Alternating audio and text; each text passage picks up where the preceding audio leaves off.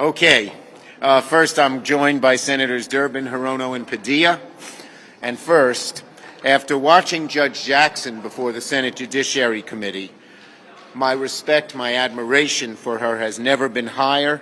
There's not a shred of doubt in my mind that she merits confirmation to the United States Supreme Court. It's worth repeating the 3 B's over and over again that I've used to describe her. Brilliant, beloved, and belongs. She belongs on the court, because those words are undoubtedly true as applied to Judge Jackson. It's obvious why she's earned the support of everyone, from law enforcement to conservative judges to scores of peers. At the hearing, she displayed one of her greatest strengths, her grace and poise, even during moments when a handful of Republicans asked intentionally misleading questions even their fellow Republicans found uncomfortable. In fact, their nasty questions, I think, actually helped her, because it showed another dimension of this multifaceted, multi-talented woman. We're moving forward. Once the Judiciary Committee concludes its work, I will move her to have her nomination come to the floor in short order. The Senate is on track to have Judge Jackson confirmed by the end of this work period. While Judge Jackson is the highest-profile judicial nominee so far, I want to highlight that Senate Democrats have confirmed a record number of President Biden's historically diverse and well-qualified judicial nominees. Of the 56 Senate-confirmed federal judges, 3/4 have been women and 2/3 have been people of color. These judges are diverse in their professional backgrounds and life experiences, as well as coming from a wide demographic. In fact, President Biden has nominated more public defenders, more civil rights attorneys, more nonprofit lawyers to the federal bench during his first year in office, if you add those 3 up, than any other president in history. Senate Democrats are proud of this record, and we're going to keep it going. We have judges being reported out of committee today. When did this 6? Monday. And there'll be a bunch more, and this is one of the most important things we can do. These are lifetime appointments that are going to have a tremendous effect on the country and on people's lives for decades to come. Diversity matters in all its forms, good for the justice system, good for the health of our democracy. So, imagine the impact these nominees are going to have for countless young people. They look to the courts and they see men and women who reflect our country's rich diversity. Imagine how Ketanji Brown Jackson will inspire the next generation to pursue their own interests in public service, in law, and government. She showed you can stand up to bullies and haters with grace, with courage, and with increasing your respect and popularity. We need people from all walks of life to see that they have a place at the table when it comes to public service. I look forward to voting for Judge Jackson to become Justice Jackson very, very soon. Senator Durbin. Thanks, Senator Schumer. Last week's hearing was tough. There were many questions that were asked by many senators, and let me say at the outset, the majority of the Republican senators, I thought, handled it properly and did it in a professional way, consistent with the aspiration she has to serve on the highest court of the land. Their questions were tough. They're supposed to be. And she answered them forthrightly. I respect them very much. 3 or 4 Republican senators went over the line as far as I'm concerned. What they asked was unfair, unrelenting, and beneath the dignity of the United States Senate. And guess who was listening? America. And the American people responded by saying positive things about Judge Jackson's performance at that committee hearing. They admired her grace, her toughness, her ability. No one questioned her qualifications or her resume. She's an extraordinary legal scholar and judge with a great experience coming to this job. But she showed herself to be rock solid when it came to the grilling that she went through from 3 or 4 Republican senators. They may have thought they were scoring points, but they were only scoring points on the QAnon website. The American people watched it and said they went too far, and they were right. I sincerely hope that we have Republican support for her nomination. I'm reaching out quietly to Republican senators and asking them to join us and make this a bipartisan, historic event. There are those within the Republican Party I know from speaking to them who understand the historic significance of this nomination and want to make sure that Mr. Lincoln's party, the grand old party, is on board, being at least some of them supporting her nomination. I think that can happen. We're going to continue to work toward that end. And finally, let me say that this was an extraordinary selection by President Biden. It's not the first where he has given us diversity and talent, extremely well-qualified individuals who are aspiring to lead our judiciary.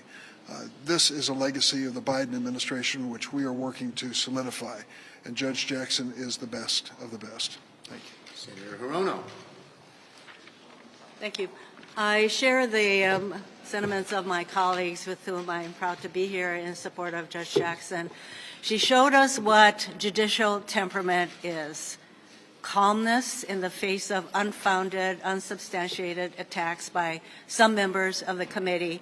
And when she talked about being at Harvard and feeling as though maybe she didn't belong, and a black woman that she didn't know leaned to her and said, persevere, I had tears in my eyes because perseverance was the watchword for me when I was growing up. Judge Jackson showed what perseverance is, and when she is on the Supreme Court, she will be a powerful example of perseverance to everyone in our country, but especially to women and black women and girls. I'm proud to support her. And last but not least, Senator Alex Padilla, D. California. Thank you. It may sound a little repetitive, but it is absolutely worth repeating. Judge Jackson did a phenomenal job in the confirmation hearing last week and demonstrated that she is unequivocally more than qualified to serve on the Supreme Court. Her intellect was apparent, her experience and her record are second to none. And I am proud to support her confirmation. And I echo what my colleagues have said, that the longer she withstood these baseless attacks, these false accusations, the brighter she's shown, not just to the committee, but to America that was watching. She brings tremendous credentials to the position, and I give her extra credit, right? If we're teachers, I give her extra credit for the diversity her presence will add on the Supreme Court and the unique perspectives, yes, as a black woman, as a working mother, which we talked about in committee, and as the first former public defender, because as we discussed during the hearing, the right to counsel, the right to defense is important in our judicial system, important for our democracy. So for all these reasons, I'm proud to support her confirmation, and I will end with this. If after reviewing Judge Jackson's record and credentials, not a single Republican can bring themselves to vote for her, it would be a sad day for the nation because of the message it sends.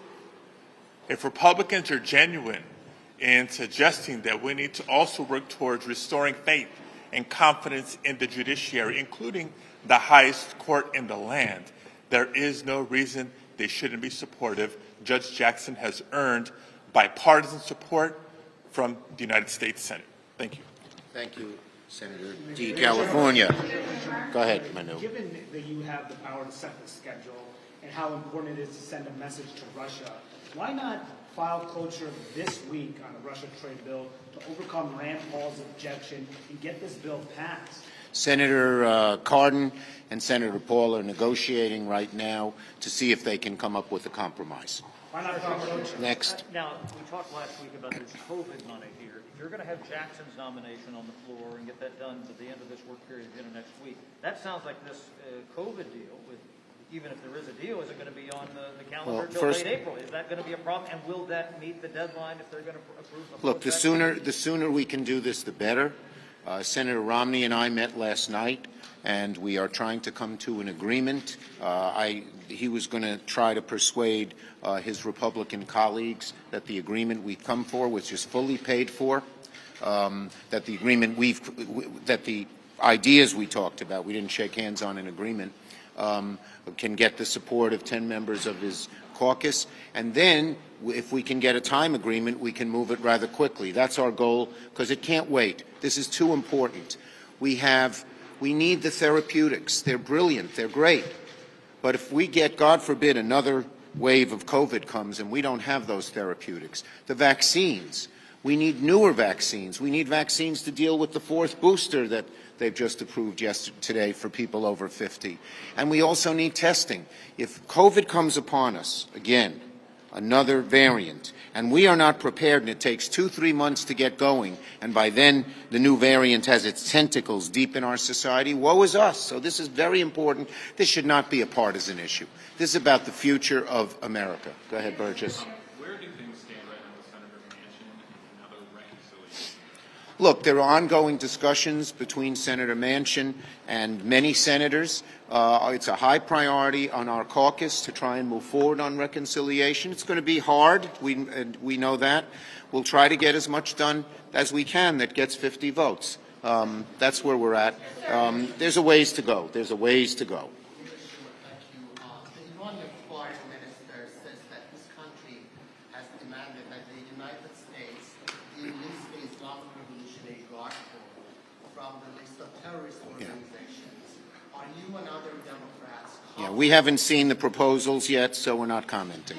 Yes. What do you think about the growing calls for Justice Thomas to step in light of the Texas? Yeah. And then also, Well, you only get one under my rules. do you think that Congress should Then I get to pick which one I want. Go ahead. do you think that Congress should implement a stronger code of ethics for the Supreme Court? Okay, well, first, I do think he should recuse himself. The information we know right now raises serious questions about how close Justice Thomas and his wife were to the planning and execution of the insurrection. And yes, I believe I'll answer both your questions. You were very clever.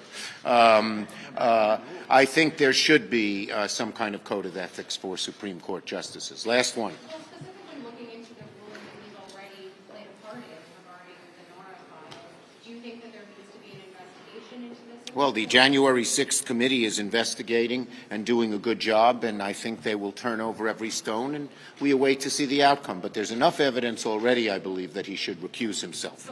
Thank you, everybody. Thank you. What about marijuana legislation? Is that beyond this motion?